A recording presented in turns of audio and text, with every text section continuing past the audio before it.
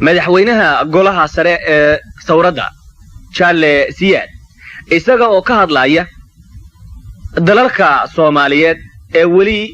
ku jira gacanta dalalka aynu jaarka nahay waxa uu si weyn u tilmaamay inay tahay lagama maarmaan in heshiis iyo afgarasho laga gaadho dalalka Soomaalida ah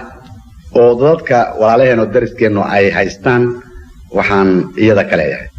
oo annagu aanu ka qabnaa in dawladaha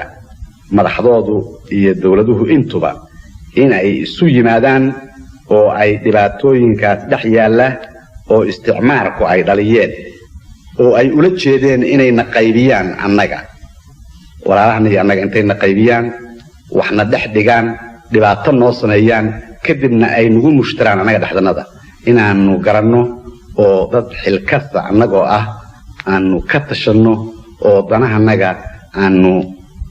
u kala fahamno si run ah oo dhibaato la'aan adduunka qoomkii kasta oo joogaaba madax bay leeyihiin haddii madaxdaasu ay wax daran ugu gudoomisana markii madaxdaasu ay tagto ay dhimato magac xumay ka tagaan habaar baa laga daba diraa cay baa laga daba diraa kuwii inkaarta qabay oo joogay maxay waxa xun ugu gudoomiyeen ayaa qoomkaas yiraahdaa ama shaqligaas yiraahdaa haddii ay wanaagooda ka taliyeen oo ay ka shaqeeyeenna magacsan bay ka tagaan dadku waa ku mahadiyaan wanaag bayna ku xusuustaan waxaan anigu taa ka leeyahay ilaahay baa xugmay annaga iyo Ethiopia iyo Kenya inaynu ku noolaano geestatan Afrika inaguna hadda waa ku noolahay shak kuma jiro qoonka naga dambeeyana meesha ku noolaan doona marka wax tirtiri kara ma jiraan haddaba maxaa nala gudboon madaxda saddexda dawladood ma inaanu wax daran u gudoomin dadkanagii oo isku leeyna mise waa inaanu garanno oo wixii dhex yaala ay si fiican ugu tashadaan ay markaas si xaq ah oo saaxiib ah oo walaalnimo ah oo daris ah oo muxuu ah cadaalad ah wixii isaga qasan inay ku qaybsadaan miya hadda waxaan is leeyahay wanaag wuxuu ku jira inay ku qaybsadaan sidaas xaq ah haddii aan French Somaliland ku imaado waxaan ka leeyahay annagu waxba kama qabno waana aan salaameynaa saaxiibnimada iyo isu dhawaadka iyo safkaradka dadka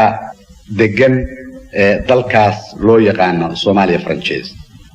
waxaan sunnaynahay isu dhawaadkaas iyo saaxiibnimada afgaradkaas waa inuu u socdaa oo ay dawladda Frenchigu ay yeeshaa dadka iyaga ah inay ogolaato khiyaarkooda inay ogolaato xornimadooda inuu siiyo saabaanu ku leenahay dawladda Frenchiga annagu haddii waliba loo eego taariikhda dawladda Franchiska ah oo ka dhalatay dawladda revolutionary waligeed ba ahayd oo xoreysay Afrika oo idil oo ay kaga hartay Soomaaliya Franchise inay xoreyso ayaanu weydiisanaynaa oo ogolaato sida iyagu ay ka jecel yihiin waxaan is leeyahay taladaas waa talada ugu fiican ama waa siyaasadda ugu fiican baan is leeyahay